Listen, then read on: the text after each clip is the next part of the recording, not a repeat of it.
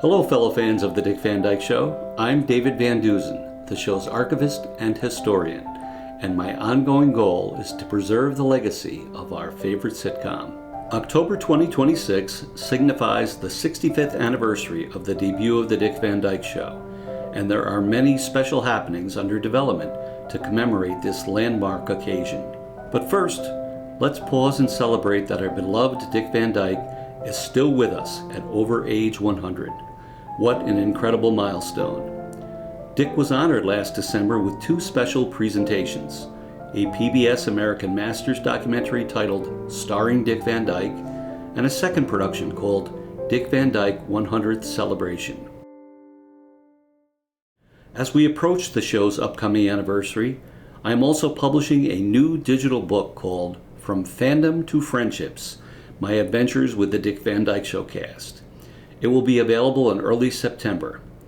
I will also be co-hosting a special Tripping Over the Ottoman podcast, acknowledging this milestone, and co-hosting an online Zoom event for Dick Van Dyke Show fans on October 3rd, the actual day of the 65th anniversary. Finally, what follows is a re-release of my comprehensive 2021 documentary about the show. It features interview footage with the original cast and crew, as well as members of the second-generation extended Dick Van Dyke Show family. The film also includes remembrances from many of the wonderful guest stars who appeared on the show. And there's a special musical tribute to Dick, too. 65 years later, the show still endures. So join me as we travel back through time to New Rochelle and continue to perpetuate the myth of Rob, Laura, Richie, Buddy, Sally, and Mel. The Dick Van Dyke Show is a jewel in the history of classic television and will undoubtedly continue to entertain generations of fans for years to come.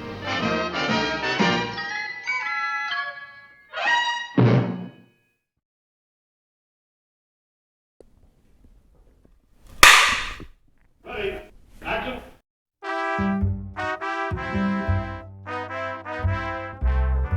October 3rd, 1961. That's the date we were first introduced to the mythical world of Rob and Laura Petrie, their son Richie, and their next-door neighbors and best friends, Jerry and Millie Helper, all living the good life in 60s suburban New Rochelle. But for the first time in television sitcom history, we not only saw Rob's home life, we also saw where he worked, and we're given a backstage look at the production of The Alan Brady Show, a show Rob co-wrote with Sally Rogers and Buddy Sorrell, and which starred the obnoxious, offensive, and egomaniacal Alan Brady. Today we celebrate the 60th anniversary of this timeless series and the indelible mark that it's made on entertainment culture. Through both recent and archival footage and interviews, we'll reminisce with those who were there at the time, as well as those who are members of the Dick Van Dyke Show second-generation family. So join us as we take an appreciative and affectionate stroll down Bonnie Meadow Road and beyond. The Dick Van Dyke Show, starring Dick Van Dyke, Rosemary, Maury Amsterdam, Larry Matthews, and Mary Tyler Moore.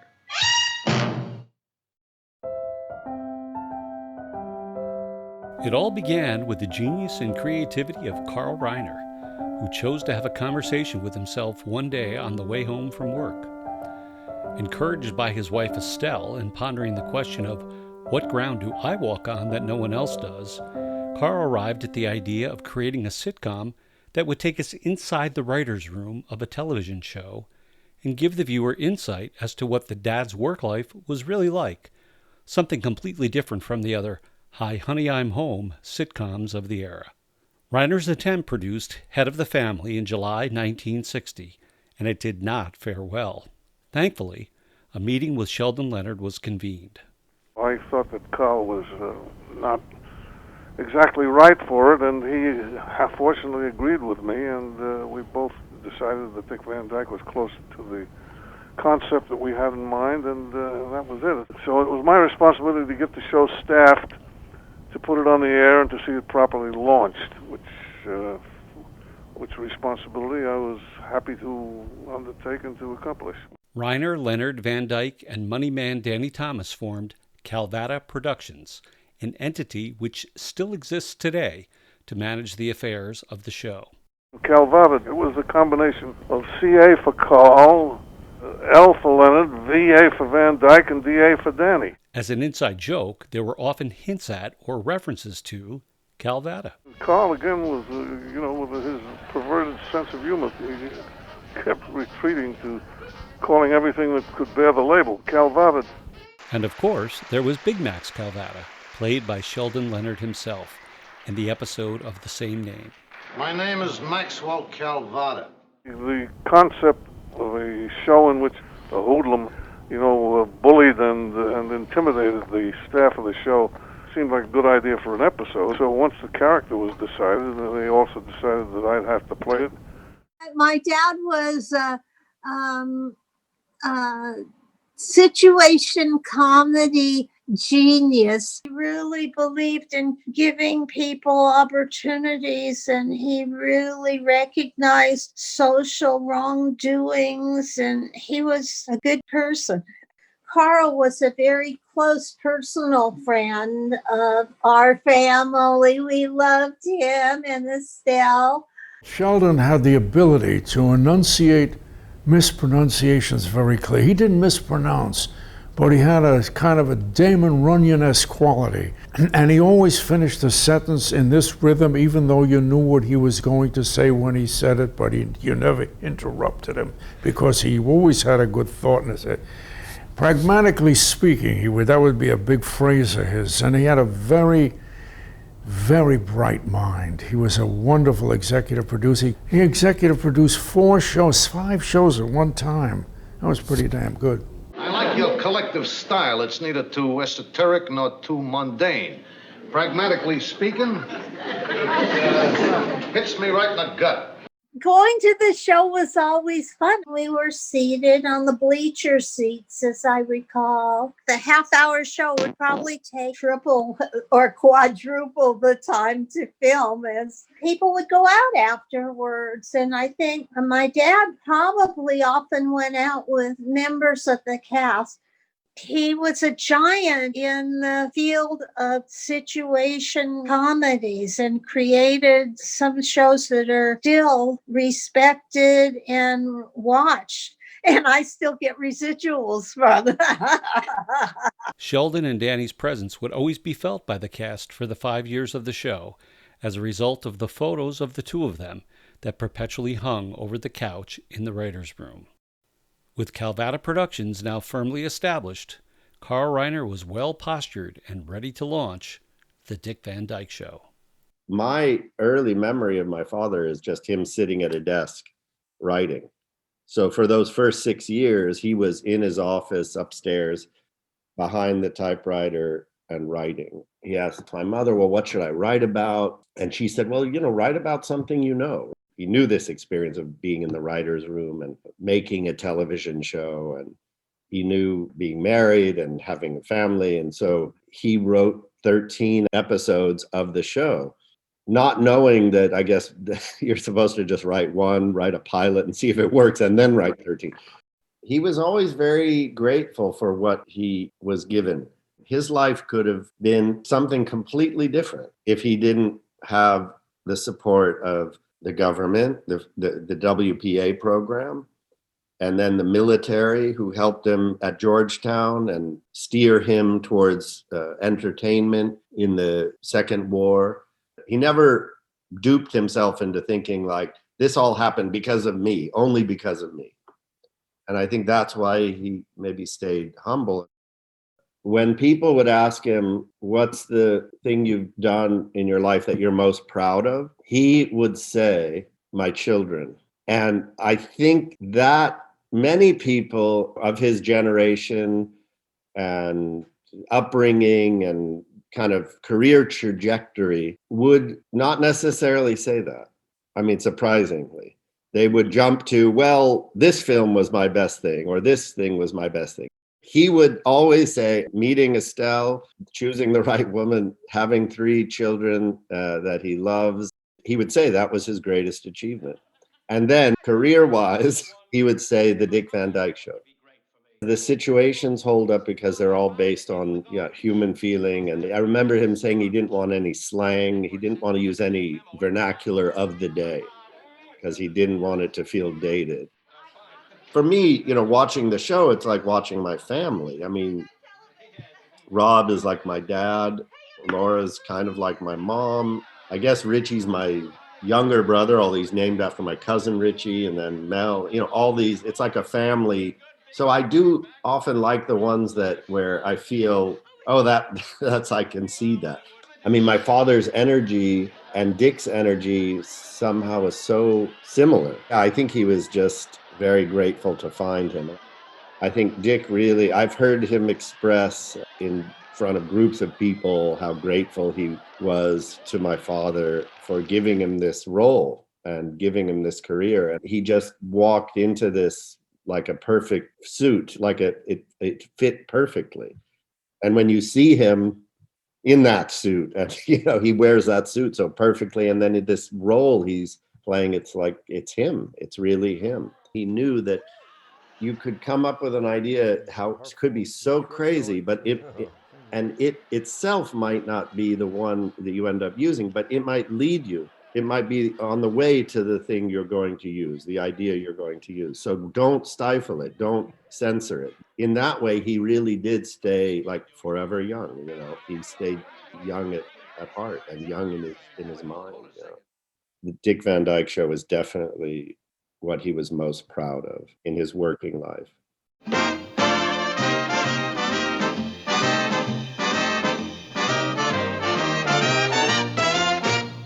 The television viewing public has come to recognize that this was an exceptional group of talents.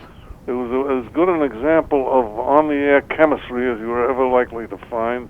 I was 11, 12 when this first started, and I was the oldest of the kids, so I actually kind of have a sense of the before and the after, that kind of watershed time in his career. He said he was making a pilot, but he didn't make much of it. I think he was meeting Carl, and it just seemed like such a long shot. I think you see all the successful things he did, but people don't understand that for every one of those big roles, he had 10 times where it didn't pan out. We moved to Los Angeles when I was about 11, and shortly thereafter, everybody knew who we were, and were thrust from kind of normal obscurity of just being the new kid moving around into an entirely different world. Things about privacy and family time and all those, it's the trade-off for all the good stuff that goes along with it. And Carl would bring out his script, and sometimes it wasn't even completely finished. And Carl would tell the idea, and they'd read through it, and then everyone would just fill in the blanks and take turns ad-libbing and doing bits and piecing the show together. And it was amazing to watch the chemistry between them. Carl leading it, and then the support and love they had for each other, and the humor and the energy. Sheldon was the very beginning of three-camera sitcom, right at the very beginning. And my God, the guy knows his storylines and his construction better than anybody. It was interesting in the first couple of years because Carl, had some kind of fresh ideas and wanted to break the mold a little bit. And those guys used to go at it pretty good in a friendly but really interesting arguments, about what you could and could not do. It was really wonderful to hear him. I learned a lot from him. And of course, Carl, just a genius, that's all. The nicest human being I ever met in my life. He's just at heart, he is a kid. And he's the carefree, see everything is funny. Always try to see the light side. Using humor as probably the antidote to depression and anger and virtually every negative human emotion. That's who he is. There'd be times when he'd be off by himself, particularly, I think, singing numbers and some dance things. He would spend time at home, and he was, skinny as a rail, but truly an amazing athlete. Still is amazing at 95, but in his, in his 20s, 30s, 40s, he worked out hard to keep his agility and his flexibility and his strength up, because that what looks so natural and just comic was actually something he worked really, really hard at. I kind of judge shows by how much fun I had doing them, rather than how they look on the air. And my favorite was always, where did I come from? Just for some reason, all the craziness on that show, we just had a ball. We laughed, and of course we changed it every 5 minutes. Every time we'd think of a new joke, we'd put it in. I think it was still in progress when we finally filmed it. We were changing things on the spot, but everybody had a wonderful time. Kind of holds a mirror up to all of the goofy, funny things everybody does. And I think you see it in him, you go, oh yeah, that's me too, right? The fact that my dad was Rob Petrie in real life can also be said of Rosemarie and Maury Amsterdam. I mean, those two people are two of the funniest people I've ever met in my life. There was a magic in the way that those people related to one another, and that let the creativity come out. It was just a part of what was so special that everybody connected with the show talks about. There was a warmth and a family thing about the group that was, again, just part of the special chemistry that was the cast of that show. I often wish that we had had the latitude back then, as far as subject matter. God, there's so many subjects we couldn't even touch back then. Carl would have done it well and in very good taste, and I think we could have handled them better than anybody. The way they worked together shaped some of my management style and technique through the rest of my career. Publicly and privately, my dad says that was the best working environment he was ever in. And I think that view is shared by all the people who are still around and those before we lost them, that it was the most fun working environment they were ever in. It was the chemistry between really special people, and a generosity and a kindness and a love of one another, and just damn good senses of humor. Mary was 23 at the start of the Dick Van Dyke Show, and Carl heard a ping in her voice. There was something about Mary that struck a chord with him, and she said he reached out and put his hand over her forehead and said, "Come with me." He led Mary down the hall to Sheldon Leonard's office, and Carl said, "We found our Mary." She was a young girl who grew up always wanting to be a performer, first as a dancer, but then as kind of a star on television. And she went into that audition kind of with this a little bit, walking on air, saying, "This is going to be it. This is going to be my big break. This is going to be the thing that elevates me, allows me to reach my goals." The chemistry between Dick and Mary was such that they knew they had something special.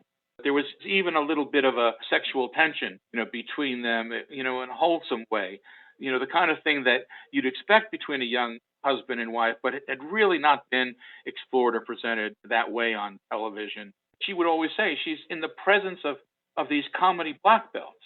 There was a respect, in that, again, Mary had never done comedy. She was in awe of Carl and Dick and Bill Persky and Sam Denoff and Danny Thomas and Sheldon Leonard and Jerry Paris and Rosemarie and Maury Amsterdam. They were open to her. She wasn't just the young ingenue to them. She was a real part of a wonderful ensemble. Mary was so grateful to be in the company of this wonderful group. If you ask Mary about her favorite shows, at least in terms of how she grew, probably say two of them in the first season. Carl and Dick were struck by how extraordinary what Mary could do. Mary turned this situation of a young wife worried about, her husband no longer being as interested in her into this, I think it's a comedic tour de force. Well, yesterday morning, and I kissed you, and you said, "Don't do that." And you came down to breakfast in your yucky shirt and the orange juice with the flash of bits and seeds and the gray hair and the hormone marks and the general yuckiness. That was the first time Carl ever gave me the opportunity to take some comedy and run with it. Obviously was pleased with what I did, because from that point on, I always had something funny to do in the show. Curious thing about women, that was another one where she got to play a little broader, you know, a little bit more physical comedy in ways that Dick was so skilled. Those two episodes in the first season, I think she felt cemented her as a comedy lead.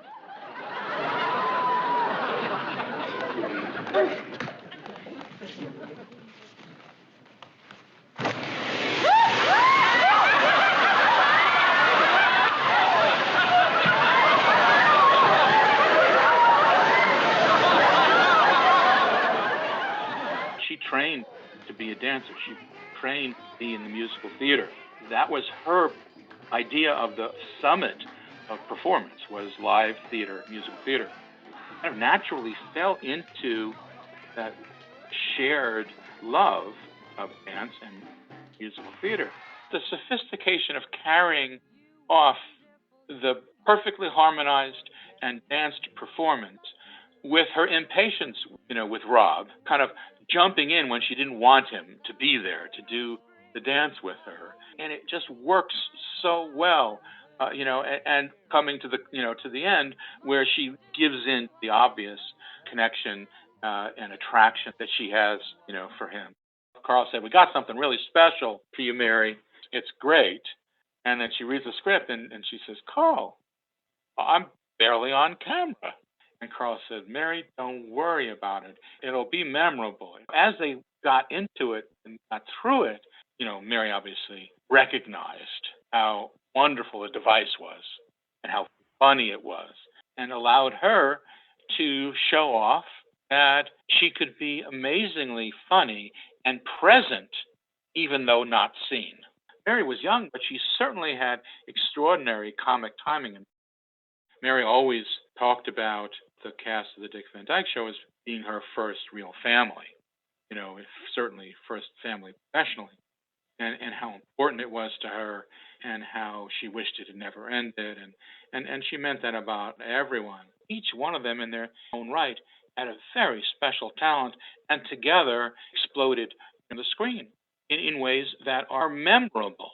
Everyone was a treasured week working with the production people and the prop people, to say nothing of the actors. We were a real family. It was just a special moment in the history of television comedy. Carl was looking for, I think, somebody that had never really done anything and had, you know, just wanted a fresh face. Carl made me lay on the couch and pretend that I was really sick and my stomach was sick. But if I offered you this cupcake, now can you get excited about me giving you a cupcake? And I went, yeah, I can, you know, and okay, do that for me. And my best scene I ever did. It was a scene in Never Name a Duck. It was a very somber moment for Richie, and he was very upset about it. Rich, the duck doctor said that that's why he was sick, and maybe that's why Oliver died. You made Oliver die? Well, could be. See, Rich, we were having so much fun with Oliver, we never stopped to think that maybe he'd have more fun if he was in a pond with other ducks. But we loved him. Well, yes, Rich, but that was a selfish love. Maybe we loved Oliver to death. Can you do that? So my mother, God bless her, says, go see Mr. Leonard, and he'll help you so you can go on and do the same. Sheldon kneeled down in front of me and started telling me this horribly, horribly heart-wrenching story of his best friend ever dog that got killed. Within 5 minutes, I was like, oh my God, that's so sad. And I was crying. And I think that's the best, really scene to scene I ever did in terms of just acting in the show. Another one of my great favorites was the woodpecker script, where the woodpecker kept pecking on Richie's head, and because they wanted the hare to, you know, to make the nest. And that really happened to one of Carl's neighbors in New Rochelle. That was a real story. Now tell Daddy, where did you see this woodpecker just now? Out in the front yard. He came out of the tree. You didn't kill a giant woodpecker, Daddy. Rich, you know there isn't any giant woodpecker. Is he all right? Oh, he's fine, Millie. He saw the woodpecker again. Yeah, that's the biggest woodpecker I ever saw. Millie, we're not going to humor him anymore. Who's humoring him? That is the biggest woodpecker I ever saw. It looked like a glandular case. Annie was so good at delivering those kind of lines. Dick, sometimes I wonder if he'll outlive me. He's ageless and he's timeless, and he's such an amazing talent and such an amazing person. I was really fortunate to be the lucky one to be able to work with him. The beauty of Rob Petrie is that Dick Van Dyke is Rob Petrie. It was really wonderful with Dick. Always was ready to help if you needed it, but just kind of went and did his thing and made the rest of the cast kind of comfortable in terms of working together as a unit. He was the catalyst start that kind of then put everybody at ease to do the rest of the show. Mary, I believe, truly loved me. I looked at her as a mother figure, but also maybe a big sister kind of type thing as well. But she was there for guidance when I needed her. She was always very quick to compliment and or to give me advice, good advice. And she was really wonderful to be around every day, just positive and encouraging, and just a really special force. Mary was, without a question, was really proud of Larry, what he was able to accomplish, on the show.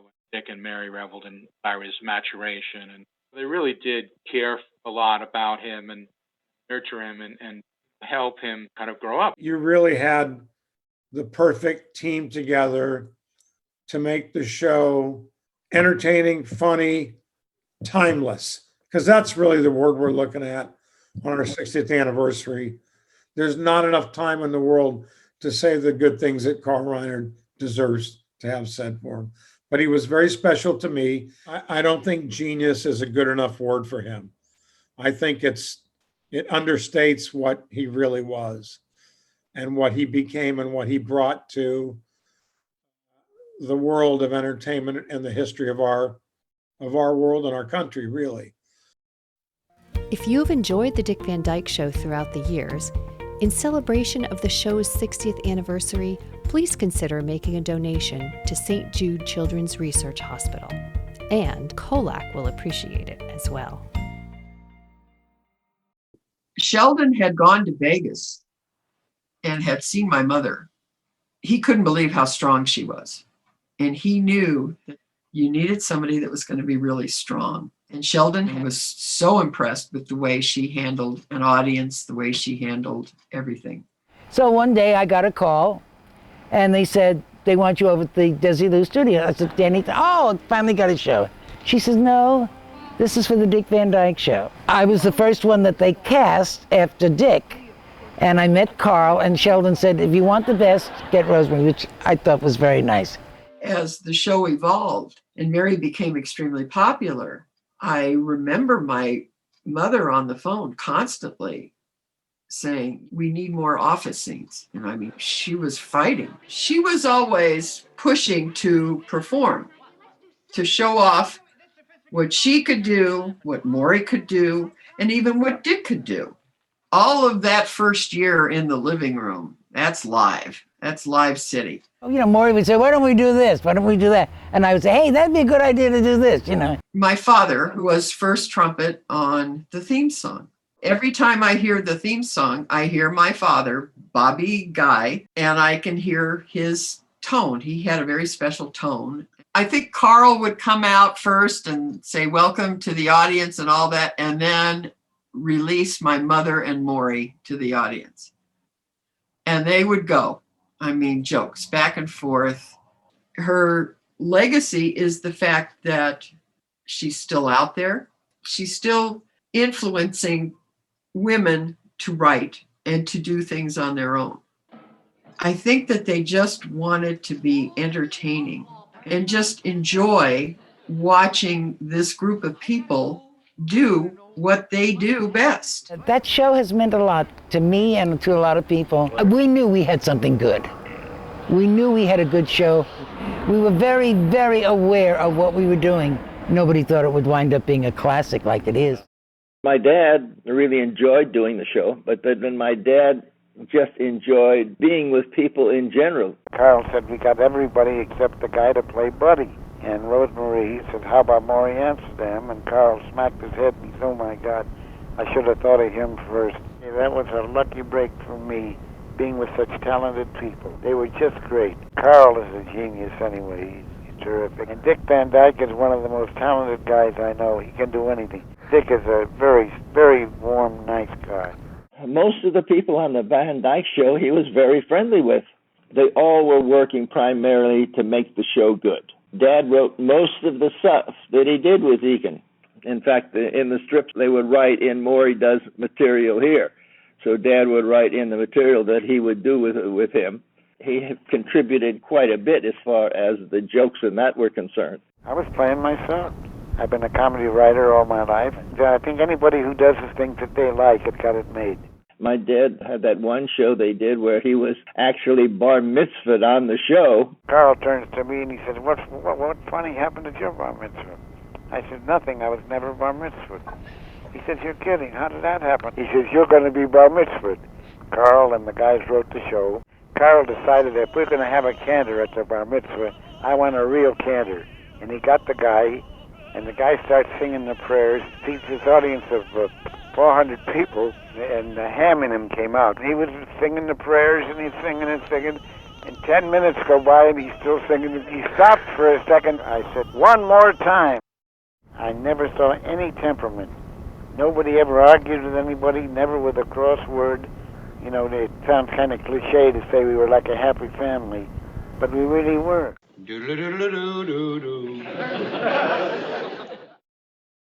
Dick Deacon, of course, was a very talented actor for whom I had a great deal of respect. After Richard Deacon died and we did a tribute to him, it was amazing because he had so many things he did for people that he never let us know about. He supported people who weren't making money. He had friends that, needed help and helped.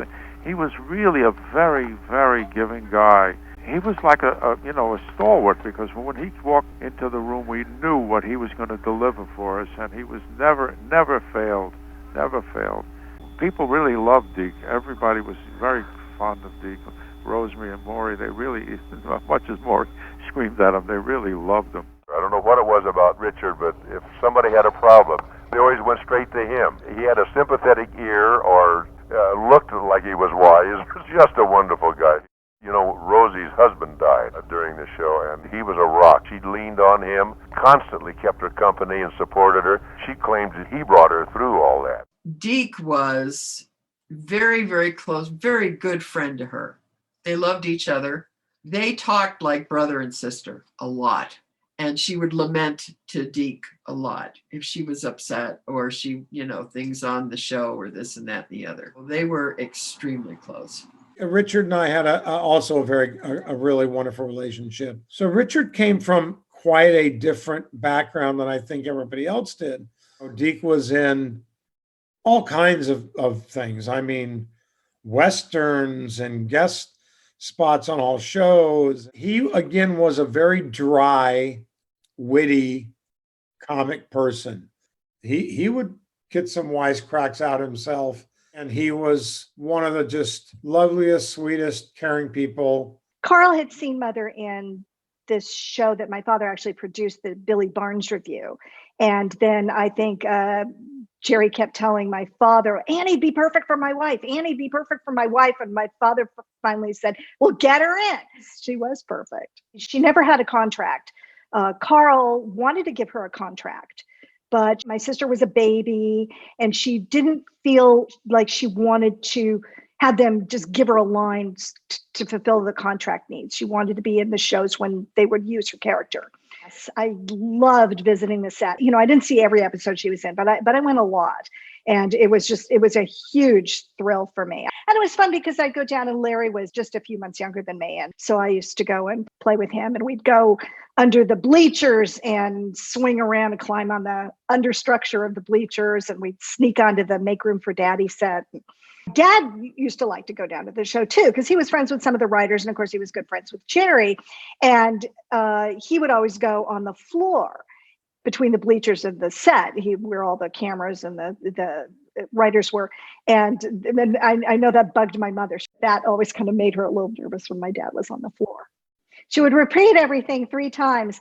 And one day, this is a funny story. One day I was in the other room and I think Hallie was watching the Dick Van Dyke Show, rerun in the den. Jerry, you're just terrible.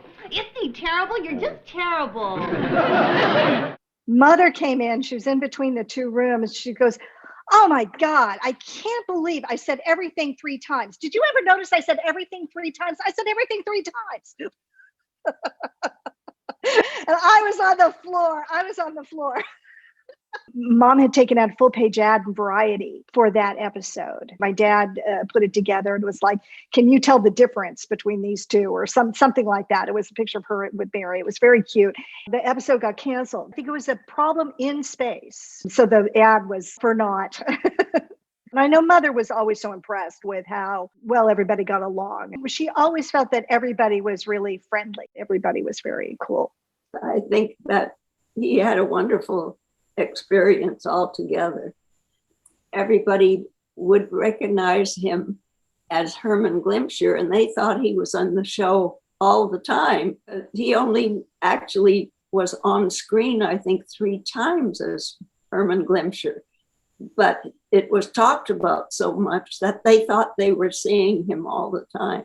Jerry Van Dyke and Bill, they're having this fight and rolling over the couch. And then Bill slaps the lamp and it falls over. Afterwards, he told me, he says, "I think I broke that lamp." And he was very sheepish about it. The one that he loved the most, that he really thought that he did the best, was actually the bellboy. You painted it on. He thought that he was funnier and had more to do as the bellboy, or he got more laughs as a bellboy character than he did in the Herman Glimcher character. I remember sitting in the bedroom cueing him on his lines for when he was in Dear Sally Rogers. When I watch him do it, and I can just picture him saying those lines in the bedrooms, like, "Watch it, Sally, don't push me too far." Like that. He had to make sure, he would look at himself in the mirror to make sure that his facial expressions were just so right. My dad's favorite part of doing that show was practicing the way down the Swanee River and doing that dance. But he would only do it in the bedroom. He wouldn't do it for anybody else. My mother's performance was just wonderful. If you're going to be a dumb blonde, she did it brilliantly. But, she did it brilliantly because she was a brilliant actress. There was a lot of woman there. She wasn't a dumb blonde. She gave Pickles heart. She gave Pickles mind. She gave Pickles a complete soul. And I think that's why Pickles kind of lives so brightly, even though it was quite a short time that she was on the show, just a few episodes. And I think it's because of the performance that my mother gave, the life that she gave to Pickles. To be around all those comics, the wit at lunchtime, fantastic. And I was just sitting there with my jaw hanging down. Here is this great big dumb broad gotten this wonderful break. What a chance it was. And I do think she was extremely proud of being part of the Pickles, because every time I showed her an episode and was like, "Look, do you want to watch it together?" She was a little bit sad. I don't know if it was because that was the time of her divorce or associating it with not being continued in the show, but it wasn't easier for her to watch it. And I think that's why she felt so honored always when Dick would remember her and come back to her. Just so cute. She was such an ultimate through and through pro. Her discipline to put out a performance. And that performance, of course, made her a legend. Everybody says, "Oh my God, you were Pickles." All the work she's done her whole life. She worked for 90 years. And everybody says, "Oh my God, you were Pickles." No celebration would be complete without a tip of the hat to Frank Adamo. Sheldon finally said, "Well, why don't we let Frank do it?" That's how I started with my little bit part. Frank's favorite episode was his appearance in I'm No Henry Walden. Mr. H. Fewstone Thornley. Yes, H. Yes. I'd like to contribute 2 years of royalties from my last book of poems. Oh. Frank also remembers 2 other fun roles that he played. Robert Petrie wrote a show supposed to be funny, ho, ho, ho. Look how far this man has gotten, writing shows that are really rotten. That also was one of my favorites because I really stopped the show because I have a terrible voice. During the day, I went to the trainer and I said, look, I want to, get friendly with this beast. I would feed him and kind of walk with him a little bit so he got used to my smell. Jerry Hausner, who was the little guy I was to hand him over to, he didn't want to have any truck with this animal. And when I went out on my cue and went to hand the animal to Jerry, Jerry grabbed the chain, and the kangaroo wasted no time. He just went straight cross stage, dragging Jerry with him. And part of the problem was he was supposed to have rubber sole shoes on, but he didn't. So he kind of did a skate walk right across the stage. Frank recalls an ask of Dick Van Dyke by co-star Maury Amsterdam. He said to Dick, draw me a rabbi. So, Dick's sweet, innocent man, he draws the rabbi. And the next thing you know, Maury sent it off to Japan. And it comes back as a 3D figure of Mr. Maz. Maury cleaned up, and Dick got bupkis. Just being there was my joyous moment. Everybody just adored everybody. The production team included the directors, the writers, the musicians, and more.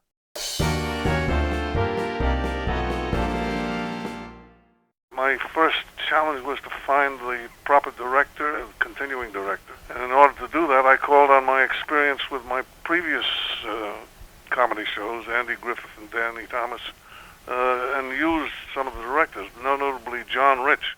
One day at a board meeting, Sheldon said, you ever think of coming back to an indoor show? I said, as a matter of fact, I might. Well, what did you have in mind? Well, I got this thing called the Dick Van Dyke Show. Sheldon Leonard, he had the eye for what was going to work. To work with people like that and the material and the kind of show. And it was so new at the time. It was such a different dynamic than any of the other sitcoms. The Dick Van Dyke Show was just so brilliant. It was so different from all the 50s comedies. We have a great love for each other. I think John is one of the best directors that we've ever had, really. One wonderful story about Dick's ability to handle props. He's the best prop actor I've ever worked with, bar none. I said, here's what I'd like you to do. He'd even take the 12 darts in one hand and fling them all. And of course, in an ideal world, they would stick in the wall, not hit the board. Well, come on. That's really an impossible task. He did it. 12 darts, as I recall, stuck in the wall. Nothing hit the board. I was a taskmaster, I guess, in the sense that I loved my cast, but if I felt that anybody was operating a little under par, I would let them know. I said, no, you don't have this yet. I remember one night on Van Dyke, people are grumbling because it's getting late, and I was too, frankly. But they said, gee, do we have to do this? I said, listen, I don't want you to be embarrassed by your performances when you're looking at it years from now. And who would think they'd be still as popular as they are? We never thought we were doing a classic. We were going to work and making a living. And maybe that's why it's so good, because we were dedicated, to be sure, but it wasn't standing up on a pedestal. We said, let's see if we can do something funny and instructive. I had asked Sheldon and Carl, I have this opportunity to do a feature motion picture at Paramount. I said, well, the show is really, it's in its third year, it's on the rails. I don't think you can do much harm to it. The patterns are well set. And I think almost anybody could direct the show. And I looked around, and lurking on the edge of the conversation was Jerry Paris. My dad always told me one of the great breaks he ever had was getting fired from The Untouchables. And that opened up the opportunity for the Van Dyke Show. One thing I remember Dad saying is that Sheldon Leonard came up to him. I thought it was at the Trap. And he said, I'm doing a new show. It's called The Dick Van Dyke Show. Jerry was my protege. I broke him into directing and watched over his shoulder for the first couple of years, and I took great pride in his work. My dad loved the show and loved Dick and the people on it. Now, sometimes I can hit my dad's voice perfectly, and I'll hear it on a recording, and I was like, wow, that sounds like Jerry. Carl Reiner had some insight and thought that Jerry would be good at this, thought he had some talent, and gave him the opportunity. Also, there was a feeling like this was a campus. They were all this was the beginning of 3-camera and still the beginnings of television. Like, they let Jerry, the dentist, direct an episode. I mean, you don't hear that all the time. He begged me for a year or two, let me direct. And it's very hard for other actors that you've worked with to think of you as a director, when especially he was a goofy guy. He was funny and And he didn't look like he was a responsible kind of guy. I came to the cast and I said, Jerry's going to direct. They said, really? And they questioned it for a minute. And then the second week and the third week, they said, we want Jerry all the time. So Jerry did most of our shows after that. Carl Reiner was the producer and creator of the Dick Van Dyke Show. And as the neighbor, he said, I must have been a little bit frustrated not being able to play the starring roles and what I like to take a shot at directing. So I studied for a year and worked very hard in the cutting room and the writing conference and the story department. And he turned out to be a sensational director.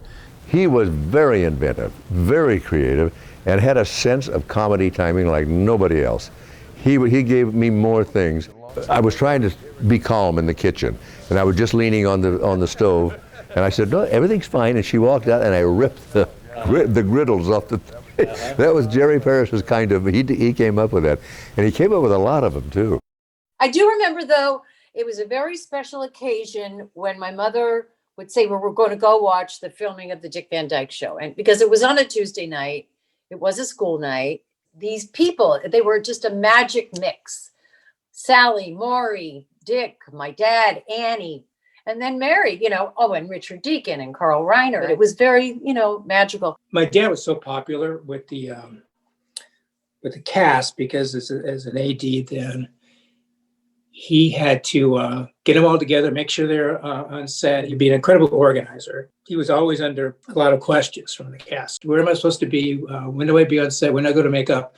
He was the guy that had all the answers. He did all the call sheets. He had the call times for everybody. He had to make sure everybody was there when they're supposed to be. As an assistant director, he was also a production manager because he managed the production. Unit production managers was what he segued into, which what he was really, really good at. He was so well respected. He might always have kind of a little tiny chip of his shoulder during that time, and eventually got to direct. But and John Rich was, he was a big guy and he was boisterous. He was always kind of envious of John because he felt like he could have been doing the same thing. He always wanted to break into directing and be a director, but he had to stop taking the jobs as an assistant, and there was a lot of risk and uncertainty. Jerry he liked working with because Jerry was a very affable guy. He was he had kind of an actor's mentality. He felt like he should have been definitely directing ahead of when Jerry was given a shot. I think part of the reason was they had nobody to replace my dad. He was so good at what he did without telling him. I think that my dad said, well, maybe they don't have anybody to replace me. And looking back at it now, that could very well be because my dad was very good at keeping everything in line, everything on budget, everything on time, everybody getting out on time. Well, my dad was an actor originally. He studied acting at Pasadena Playhouse. When he got a chance to them and they said, John, why don't you play this part? He just jumped on it and had such a fun time doing it. My mother would have a Christmas party. Everyone from the show would come. Rosemary, Maury, Mary, Dick. My mother didn't have a caterer. She had us kids, my brother, sister, and I all dressed up, and we were like the wait staff. People, they come drop it up in their cars. There's no paparazzi, none of that. The neighbors were fascinated by it. I remember very well, too, with the Dick Van Dyke cast and crew, how much of a family everyone was. The Dick Van Dyke Show was not the first series he worked on, but the first kind of breakthrough with the 3-camera.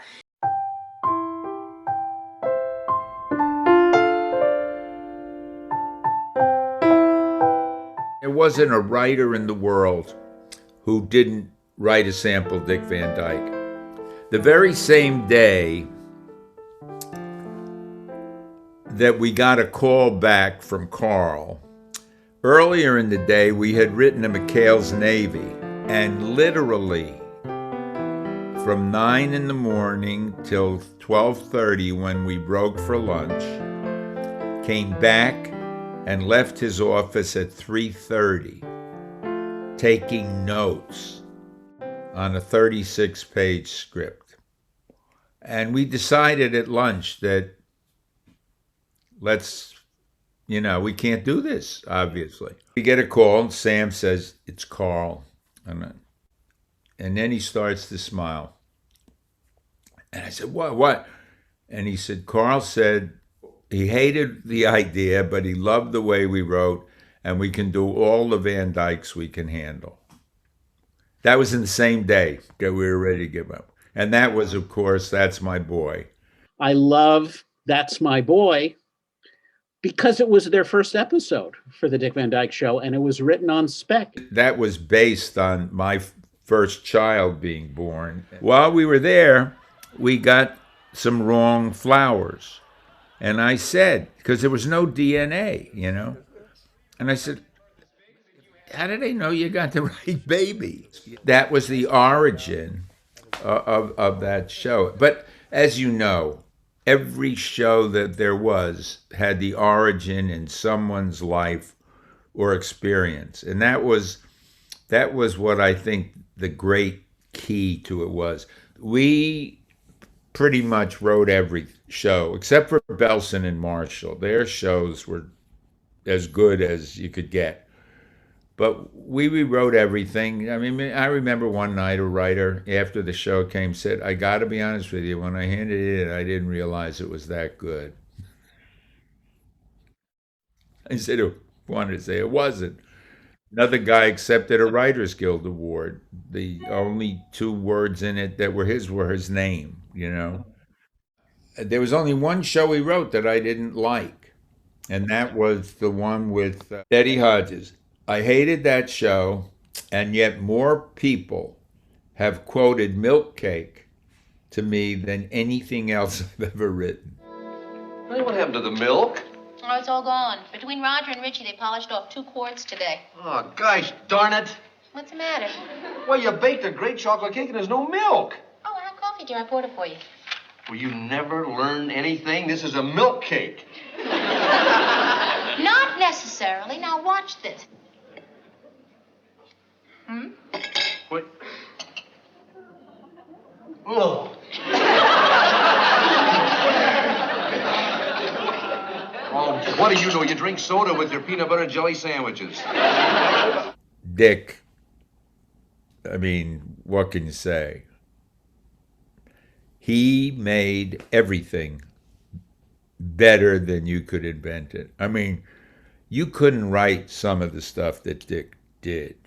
I remember in the show where Mary's toe got caught in the faucet and Dick was going to break down the door, and he ran at the door and he hit it with his right shoulder and then hurt himself. And then he tried it again, and in midair, he turned around and hit it. You can't tell someone to do that. Carl was the most special person I ever met. He was honorable, he was self-effacing, he was out to give everybody a break. It was really the best place to work ever, Desilu Cahuenga. With no offense to my family and the birth of my children and to my wife and my parents and anybody who I ever met, the Dick Van Dyke Show was the best experience of my life and made everything else better because of it. Maybe once or twice a month, Dad would have me there in the afternoon after school on show days a lot of the time, which was always fun because, you know, it was by that point, everything was pretty well settled and there was a nice routine. They would do their dress rehearsal in the afternoon and then break for dinner. I remember sitting up in the booth in the back of the theater, which, you know, since it was filmed, there's no switching there.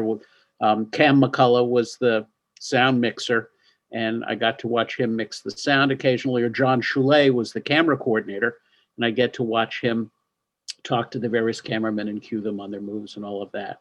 I actually wasn't there for the filming of Ghost of a Chance, but it was my idea. I guess I was 7 years old, and we were at home one night, and Dad was reading to me from the Golden Book Encyclopedia, which was a pretty common thing that kids had. And he happened to be reading from the book about ghosts. And I was fascinated, and I said, Daddy, why don't you do a show about ghosts? And so he thought about it, and then next thing I knew, he and Persky had written this wonderful episode that was really a fun way to go with ghosts and a good surprise ending at the end. So the other thing I learned was the same things that all the writers learned from Carl Reiner and Sheldon Leonard, was about story and character. And that's why, the show continues to be funny to 10-year-old kids and 80-year-old people, is the writing. It's all got to start with the written word, and Dick Van Dyke Show had the best writers, I think, ever. He thought Carl was God, and so was Danny and Sheldon. They really were very inclusive. They wanted these guys, once they knew them, to write for them. They really thought that these young guys were great. I saw one night on television, Mary did something that I had done, and it was kind of unusual. And I said to Gary, you have to start paying me if you're going to use my material. And he said, okay, I'll give you $25, but you have to spot it. I'm not going to tell you. He even made me, say, I saw that last night. One night I thought I was a little nervous, and I decided to take some tin cans, empty ones, soup cans, and stack them up at the door. And Gary happened to come home when they were up, and they all knocked down. And he said, what was that? And I said, well, if a burglar comes in, I want to hear him. And he put it right in the show. The other one that was mine was I got my toe stuck in the bathroom faucet once, for real. And I was having a hell of a time getting it out. I was trying to soak my foot and he put it right into Mary, give it to Mary. He loved writing for Mary. Carl was a good friend his whole life. I think that's where Gary really learned his trade, working with people like that. I remember the writing sessions would always begin with Carl saying, what's going on in your life? That's where the ideas came from. He put me together with Jay Burton, and Jay was a very well-known gag writer. Carl had written all the episodes the first year, and he knew he had to get help. So it was between whether he's going to hire Persky and Denoff or whether he's going to hire me and Jay. And he, I think, very wisely hired Persky and Denoff. Carl was a very generous, loving, good, sweet man.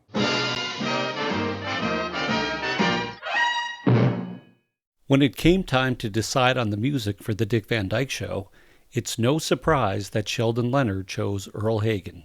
Earl was busy writing, arranging, and producing music on the Desilu Cohangalot for the Danny Thomas Show, the Ray Bolger Show, and in the year preceding the Dick Van Dyke Show, he had penned and whistled the catchy and well-recognized theme for the Andy Griffith Show.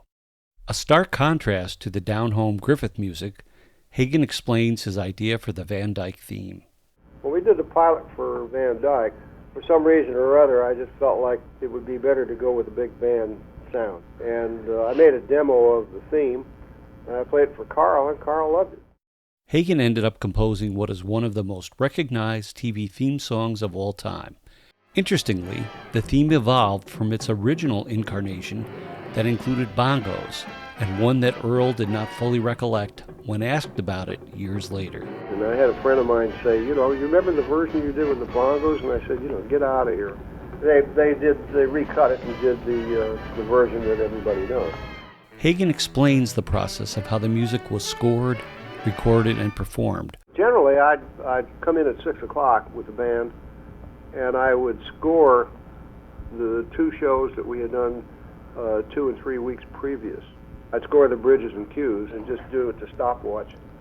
And then I'd put the band on the stage, and when they started the show, and we would play until 9 o'clock, and 9 o'clock we'd go home. We always played play-ons and play-offs, and we introduced the people, and in between takes, I'd play dance music or something to keep it alive. And if there was a number on stage that required live music, we would do it. It was discovered in later years that Maury Amsterdam had written lyrics to Hagen's famous theme song, something that even Hagen had not been aware of. In the early 2000s, Dick Van Dyke and his vocal quartet, the Fantastics, started to perform a barbershop quartet arrangement of this version dubbed Keep Your Fingers Crossed. This rendition has delighted audiences at numerous social and charity events and remains a fan favorite today. Here's a snippet of the arrangement as performed by the Thumbless Walnuts. A smile is just a frown that's turned upside down. So smile in that frown and defrost, defrost. And don't forget to keep your fingers crossed. Boom, boom. Away from the show in the studio, Earl Hagen and Sheldon Leonard always found time to take a yearly fishing excursion together, and they remained steadfast friends until Leonard's passing in 1997. The Dick Van Dyke Show. This is Frank Butler. Yes, I was pleased to open the show each week for all of its 5 years on the air. Thank you for giving us 5 wonderful years of laughter. When we return, some remembrances from guest stars who appeared on the show. If you've enjoyed the Dick Van Dyke Show throughout the years, in celebration of the show's 60th anniversary, please consider making a donation to St. Jude Children's Research Hospital. And COLAC will appreciate it as well.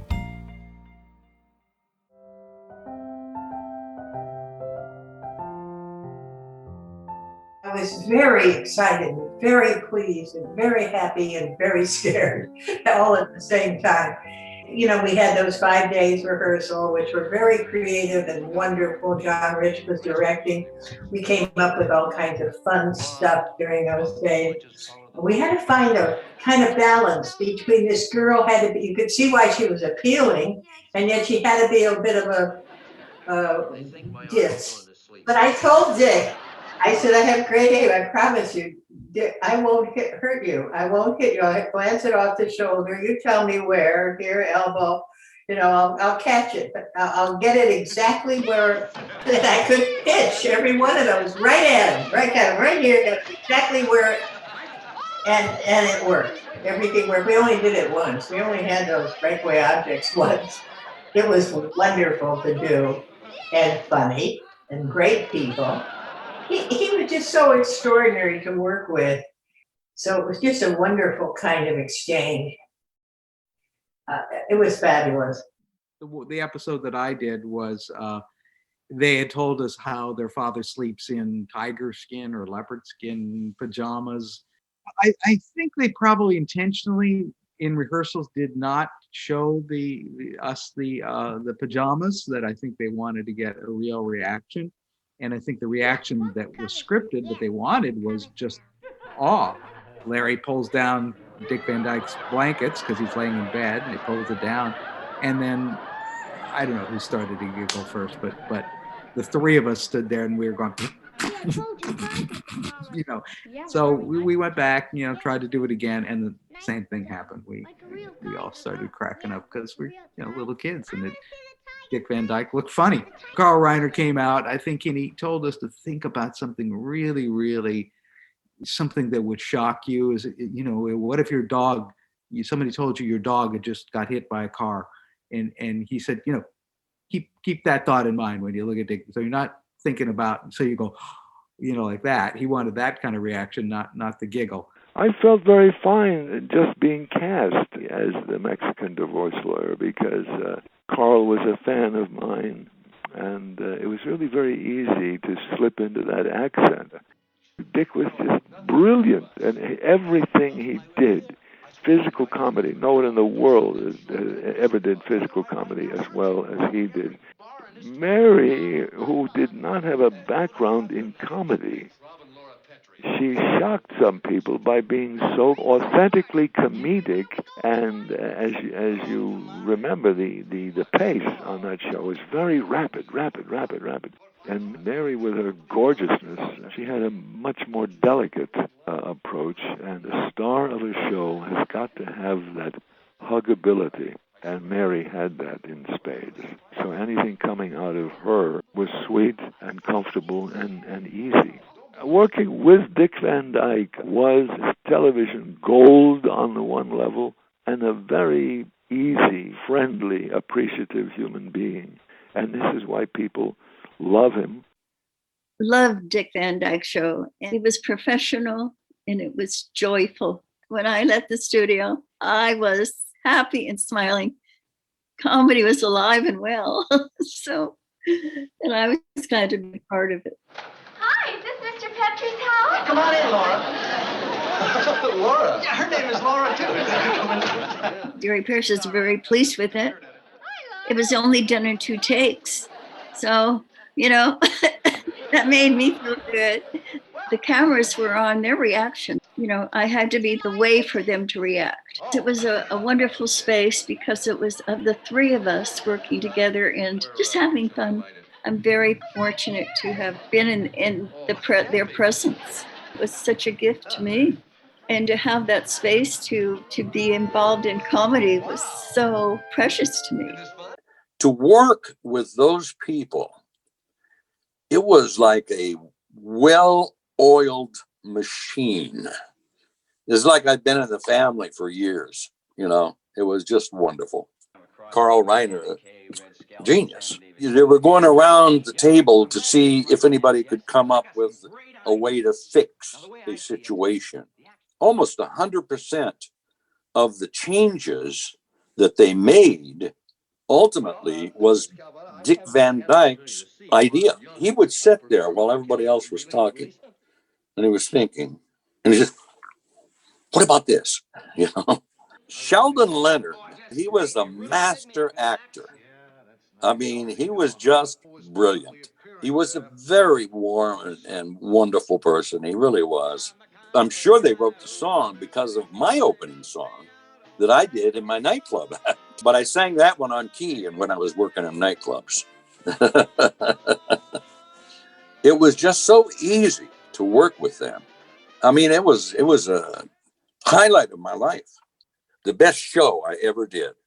Working on the Dick Van Dyke Show was most likely the greatest privilege of my television career.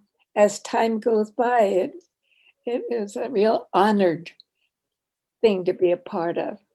It was very interesting that it was a half-hour show crammed full of moments. They kept finding moments that could be just a little look or a reaction. I was bumping and grinding, wearing a pith helmet, reciting Shakespeare. That was, I think, obviously my favorite part. Although the giggler was funny, and it was like hardly anything to say because you just had to time it well and drive different people crazy. And then I liked the artist part too, because she was so absolutely had grotesque art. Working with Dick was a constant revelation, and it was like watching someone who suddenly thought of a funny thing and then did it, and that you were there in that moment. I think my most fun thing with Mary is I taught her how to needlepoint, and she became well known for her pillows and things that she made. It was like somebody hit a piñata and all this wonderfulness fell out.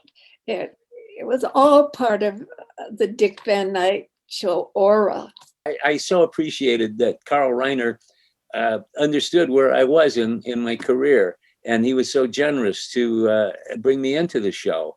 So that's how I got snappy service. And I only had those few lines every time, but I always got a laugh. They had a live audience in that time. It wasn't just the machine doing the laugh track. Dick was a very exceptional and unique entertainer. He had that star quality, as did everybody else on the show. Mary Tyler Moore, and of course, Maury Amsterdam. I mean, he really was a joke machine in real life. You could mention any word or whatever, and he'd have a joke for you. And Rosemarie and Richard Deacon, all absolutely wonderful. The timing that they had, everything worked. And they were so smart too. And to have worked with all these people, I sometimes marvel and how much you learn from them. Working on the Dick Van Dyke Show was an experience I shall never forget, with some of the very most talented people in movies and in television. Dick Van Dyke Show. God, it was fun. It was actually unlike some other shows that we did. They were just so nice, like a family, and so professional, and made us feel incredibly welcome. And during the rehearsal period, I came up with a gag. That's nice. Do you know what we call one of these in England? No, what? A chair. And Dick said, "Oh, we've got to keep that in. Oh, that's great. That's really funny." I don't know, about 10 years ago, Chad and I were checking in at an airport, and the guy looked at us and he looked at the guitars and he went, "A chair." They said at the end, "Oh, do come back and see us sometime. We'd love to see you again." So we thought we'd take it up on them. We were off on tours and things, and about 6 months later or something, rang up and said, "Could we come?" "Oh, yeah, sure, come by." And the atmosphere was very different. Dick wasn't there. It was very quiet. And then Dick arrived, and he looked upset. It turned out that he'd just come from delivering the eulogy at Stan Laurel's funeral. He was a huge admirer of Stan, Laurel and Hardy, and Stan Laurel in particular. He then had to do the bit of business where he was, I think it's called 1,000 hours, where he has to stay awake for 1,000 hours and be a disc jockey. And he has a paper cup put on a turntable. The turntable's going around, and each time it goes round, he's so tired he misses it. And he was absolutely brilliant. And I watched in awe, and I thought, that is so clever. That's real comedy timing. I was meeting Carl Reiner, who I thought the world of it. I'm in the presence of one of the greats of Hollywood. He said, "You know, I saw this segment that you did. It was a doctor show. It was wonderful. But you got to tell me, are you Jewish?" And I said, "Do you want me to be?" And he laughed and he said, No. We're trying to cast for a Catholic priest.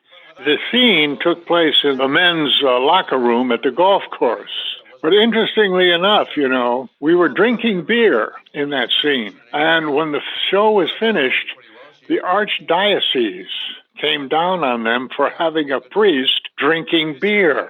We had to reshoot that scene drinking coffee about 2 weeks later. They had this little short priest on the set while we were shooting a scene again. I resented him so badly. How dare they do this? As if a priest doesn't drink beer. Come on. And it was Rosemarie. "Where is that handsome priest you wanted me to meet?" One take, that was it. It was done. You couldn't do it any better than she did it, you know. And I just stood there and smiled. She was one of the great comic actresses, really funny. The whole conception of the show was done so professionally. By the time we got on our feet and were doing it, it was like Old Home Week. It was just a piece of cake. It really wasn't difficult at all. They all wanted me to be good, and they were helping me the whole time. They just brought me in with loving arms, I should say. They really did. Everybody. They couldn't have been nicer to me. Dick was the be all end all on that show, rightfully so. I think he's maybe the most brilliant performer ever. Everything was right what he did, and it was clever and it was comfortable. My scene, I'm Mary's best friend from college, and Nan is her current best friend who's quite jealous. Nan keeps trying to get in. "Hey, what about me?" And she was a wonderful foil, wasn't she, Anne? Oh my goodness. She was perfect. She was so good at what she did. Joby was like a friend. I didn't really understand he was a fine painter. I looked and I thought, oh, that's a nice picture of an elephant. Then I found out afterwards, oh, he's a real painter. I really like that. People laugh at me at the coat that I was wearing when I come in the end of the thing for a little scene with Joby. People say, oh, you're so funny, Suzanne. Look at that coat you're wearing. Seemed like smooth sailing with the most wonderful group you could imagine. Each one of them a brilliant talent, a fabulous mesh of combination of, people went so well together. The whole cast was just extraordinary. The twist was the big thing at that time. So Carl says, let him do a twizzle. Do you think he could dance? I got up there and did, everybody started doing the twizzle. When I was watching them dance, I knew that Dick Van Dyke could do anything. I was surprised at Mary Tyler Moore's dancing ability. Mary Tyler Moore can dance. I had the pleasure of picking my second song, which was This Nearly Was Mine. Earl Hagen did a beautiful job. Dick impressed me very much because there was never a time where he wasn't trying to be funny and inclusive, and he was very respectful of everyone. My time on the Dick Van Dyke Show was one of the most thrilling things I have ever done. They made me so comfortable. It was an extremely proud moment and such an exciting time I had. I thought of the Spanish language songs that I knew the lyrics to. Cielito Lindo was one of them. Earl said, why don't we make a jazz waltz out of it? Great. Perfect. And by lunch, we had it. It was set. I had half the choreography done to it. I knew the lyrics, and that number was done that quickly. I heard the Deusen song, Peggy Lee's rendition, and it was so adorable, so delicious, so infectious. The song just spoke to me about what to do with three people doing that number. Story-wise, it had to be something that was effective and all three of us looked good doing it, that everyone was comfortable in it and having a good time with it just for the story. And it worked. Mary was a really good dancer and Dick naturally a wonderful dancer. This is the kind of thing that they could do in a heartbeat. It was my idea, too, to costume it the way we costumed it. Sort of Charlie Chaplin-ish. The audience just loved that whole episode. To me, the most satisfying week in my entire career. Many of the child guest stars were from the Dick Van Dyke Show second-generation family. The kids in the neighborhood talent show, the kids were all, imitating some celebrity, right? I think that was then, that was kind of recognizable in whatever it was, early 60s. So. I was in the talent show episode. I was supposed to be, per the script, a very, very young Elvis Presley type. With the good old spirit gun, put on big, long sideburns, and gave me a guitar. It just had me strum like crazy. I had no idea what to do. I was horrified. The idea of walking onto the set with that cast of people and not doing something incredibly stupid was intimidating as hell. My brother was, more eager. He knew he wanted to kind of make a run at something in show business. I think I was more ambivalent about it. I think I had a good sense that I had absolutely no talent, and there was no sense in struggling, in a shadow that's cast as broadly as my dad's, and without the talent to go along with it. I think it was often that they'd have the script reading, and then my dad would say, oh, I think there might be an opportunity, or maybe you could be in this show. I was dressed up as a ballerina, and I guess I could do some kind of dancing talent. They put me in the Christmas show. I think I'm there waving from the sled. I'm the school scene where Rob Petrie comes to the school for the day, or the birthday party. And that's where I have a credit. And the very interesting thing about the script for that was he dresses up as a clown. I think my line was, daddies are not supposed to be clowns, they're supposed to be lawyers. Daddies are lawyers, and bus drivers, and riders. I was probably 8 years old. What's a lawyer? I don't know what a lawyer is. Well, long story short, I ended up becoming a lawyer. I went to law school. Me and Cornell Choulet and another actor, young child, we were all 7 or 8 years old, had like one line, and that was my first job ever in life as a professional. Oh, you know who else is in that show who's like taped around the fireplace, whatever? My cousin, Michael Choulet. And he was screaming, and that was part of the premise. The screaming kid who was tied up, but it was a horrible screeching scream that made it unbearable to be around the set and unpleasant. And it was not to be honest with you, it was not a fun experience because of that. How can you keep screaming like that? I was a very quiet, inhibited, shy kid at 7 years old, and I didn't like all the chaos. I had trouble with that because I was never that kind of a crazy kid. I was very studious. You know, looking back, it was a great experience, but at the time it was pretty crazy. It was a great privilege to be part of the Dick Van Dyke series. Cornell was probably my first crush as a kid. She she doesn't know that probably, but she might know. Although not an instant success, the Dick Van Dyke Show gained an audience following its first season during summer reruns and was quickly appreciated as smart, funny, and entertaining television. The cast were often the subject of national and international magazine covers and articles, ranging from TV Guide to TV Radio Mirror to Cosmopolitan to the cover of the Sunday TV listings. Even before the show wrapped its original network run, its popularity had it airing during the morning and afternoon hours in the form of the Dick Van Dyke Daytime Show. The show has aired steadily in syndication around the world and in many different languages. It has never been far from the public's memory, as evidenced by continual references throughout the last 60 years. Dick and Mary had a look back at the show in 1969's Dick Van Dyke and the Other Woman, and they reprised their Rob and Laura characters on their separate variety shows. The Mike Douglas Show afforded the chance for Dick, Rose Marie, and Maury to reunite in 1979, while Dick was co-hosting with Mike. In 1992, the full cast was reunited for the first time since the show completed its network run to help raise funds as part of HBO's Comic Relief.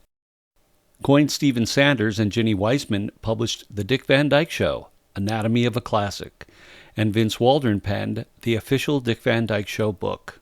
Rose Marie and Maury Amsterdam partnered as Sally and Buddy on a 1993 episode of Herman's Head.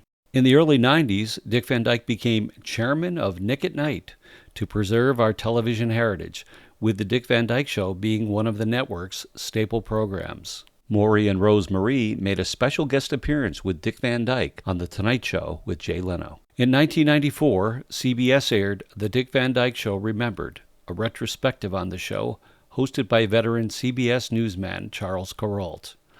The program featured new interviews with the cast members as well as favorite clips from the show. A Dick Van Dyke Show newsletter called The Walnut Times, a tribute to the famous It May Look Like a Walnut episode, began publication in 1995 and ran for 20 years. Also in 1995, Carl Reiner returned to his role of Alan Brady on an episode of Mad About You, winning an Emmy for Outstanding Guest Actor in a Comedy Series. First of all, we were all fans of the Dick Van Dyke Show and certainly all fans of Carl. So to sort of be blessed and have him, just by him associating with the show, it was very validating and flattering and wonderful. From what I understand, he had many times declined to be on a sitcom, but when he was approached with the idea of being Alan Brady, that really tickled him. It was a great badge of honor that he trusted us and enjoyed what we did enough to come play with us. The volley of getting to play net game tennis with Carl, like where, who, he, that was just a comedy thrill for me. And there were a couple of nods within it. Helen did Rob, but it was Paul. And I think Carl did a thing where he sidestepped, or maybe we did it as a teaser or as an afterthought where we jump around the ottoman. The continued popularity of the show prompted the creation of both DVD and Blu-ray box sets, both of which continue to be available today. Only a few years later, in 2003, the show was honored by TV Land with the TV Legend Award. The reunion of the principal cast members was the impetus for Carl Reiner to begin work on The Dick Van Dyke Show Revisited, a 2004 CBS Network special ultimately billed as the 159th episode of the show. The show received a Primetime Emmy nomination for Outstanding Special Class Program and was watched by over 14 million viewers. Also in 2003, the spirit of Alan Brady lived on with the creation of The Alan Brady Show, an animated feature on TV Land that featured the voice talent of Carl Reiner. Dick Van Dyke and Rose Marie also participated with small voice roles. 2011 introduced Dick Van Dyke's autobiography, My Lucky Life in and Out of Show Business, which prompted a surprise reunion of Dick and Mary on a recreation of the Petrie living room on The Rachel Ray Show. In November 2017, the New Rochelle City Council unanimously agreed that given the Dick Van Dyke Show's reflection of and impact on American culture, it would be fitting that an honorary street name be given to Bonnie Meadow Road. The road was ceremoniously renamed Dick Van Dyke Show Way. Fast forward to 2020, and Disney's WandaVision was significantly influenced by the 1960s sitcom genre, getting direct advice from Dick Van Dyke himself on how his show was done. Interestingly, the famous Walnut episode is prominently featured in one of the episodes, allowing whole new generations of TV viewers a visit to the Twilight Zone. Many writers claim to have been greatly influenced by Carl Reiner's creative genius and mastery of story structure. You know, I just did a show last year. I produced that Mad About You reboot. And this is 60 years after the fact that of the Van Dyke Show premiering.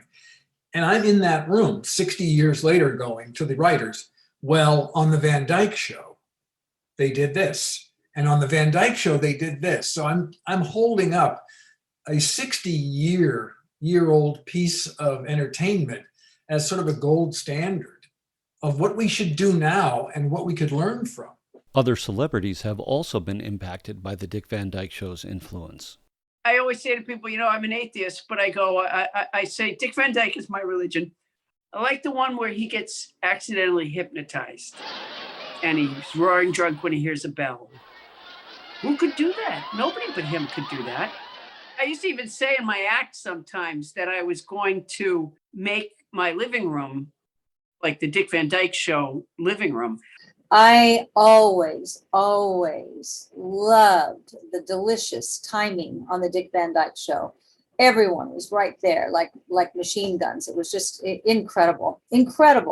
So why has the show remained viable and endured for all of these 60 years? The brilliance of Carl and then all the people involved with it is why we've been successful. We worked as a family. We loved each other. And I think that holds up on camera. Many of the episodes, most of them deal with the kind of essential emotional terrain and foibles of human beings. Carl had a way of bringing out the best in people. He unleashed everyone's creativity.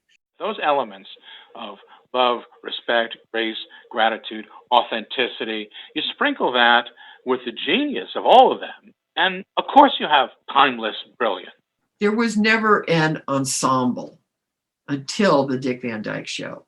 And that's what makes that show what it is and one of the best. They were working with things that happen to everyday people. It's contemporary in that sense, in that people can understand the essence of every script. That time in the 60s, it was the hip show. And I think it resonated and has kind of kept that cachet of cool all this time. The comedy is pure and funny and not dated. It's timeless. It's the talent of the writing, it's the talent of the actors, and the poignancy of the episodes. There were no jokes on the Van Dyke Show. There was something that had to be said, but what it was funny. It was organic. Dick Van Dyke was natural. It was exactly how people lived and how they thought and how they spoke. This was a show that was a genuine, funny show. And I think that's why it's lasted as long as it has, simply because it was that real. The writing is spectacular. The acting is brilliant. You love the Petries in New Rochelle. The secret is Dick. Dick Van Dyke has that sweet personality. When you have an entire cast of people who were obviously enjoying one another's company, you're going to have magic happen. The underlying premise is you want to be there. You want to open up your heart in your living room to these people, let them in.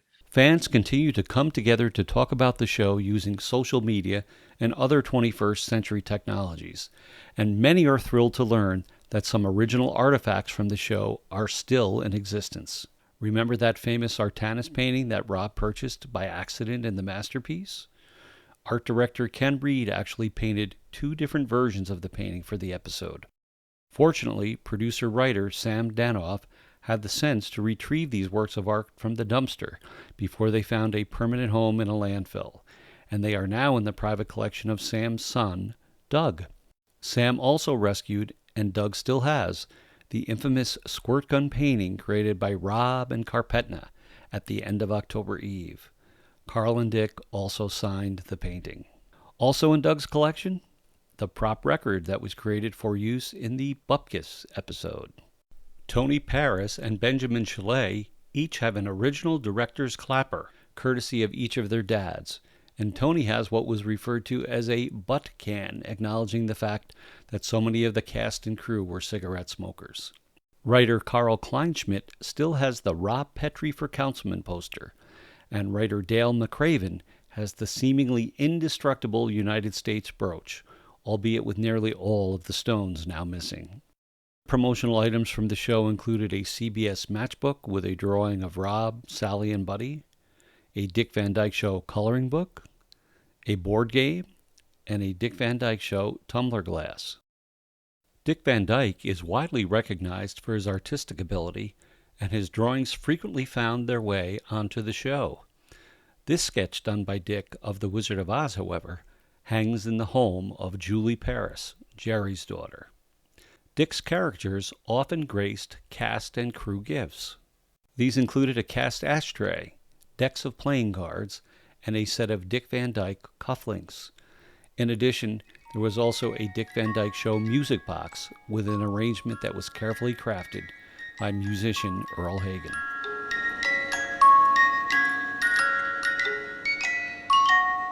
Larry Matthews has a one-of-a-kind Dick Van Dyke Show item which came into being during the show's final cast party after the filming of The Gunslinger.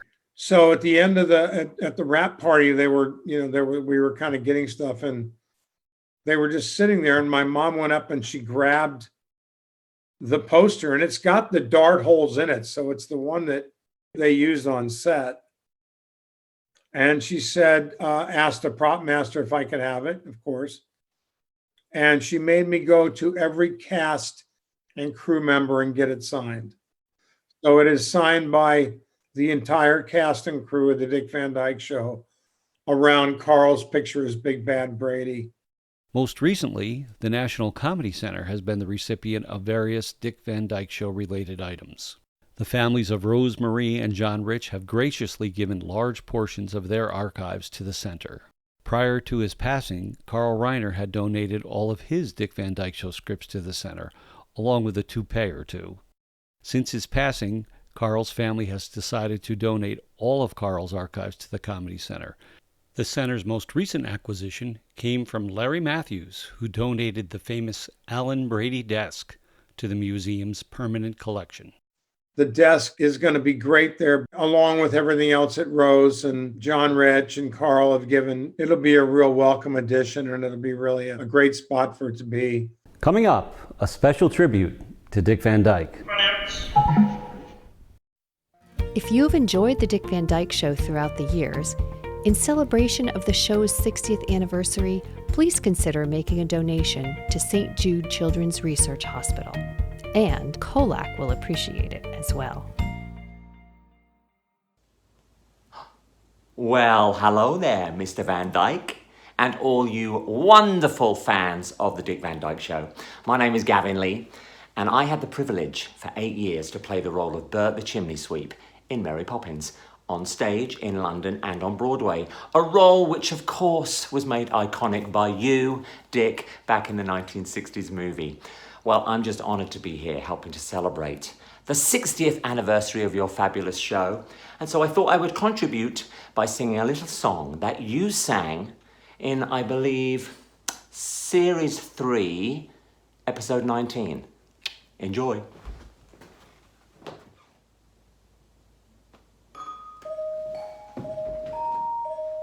When I grow up, I want to be a very famous clown and have the people laugh at me when the circus comes to town. I'll make them glad when they are sad. I'll chase away each frown. I'll blink my nose and tip my hat when the circus comes to town. And when you hear the old calliope, you'll watch me and you'll laugh. I'll jump on a seal and roll like a wheel and stretch my neck like a big giraffe. I hope you'll see me when I'm shown, when I become a clown. Next year when I am fully grown, when the circus comes to town.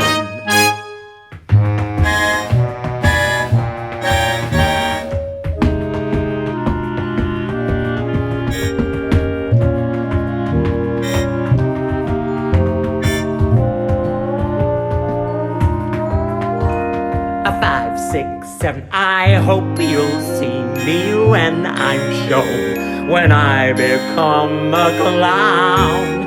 Next year when I am fully grown, when the circus comes to town. Congratulations, Dick. 60 years. All the best. Love you. Bye-bye. As we culminate our celebration of this anniversary, here's a toast to the entire Dick Van Dyke Show family. Thanks for 60 years of fabulous entertainment, and we look forward to many more. With our sense of humor still intact, we offer a giant thumbs up. We leave the final word to the man himself. It's still the finest, funniest 5 years of my life.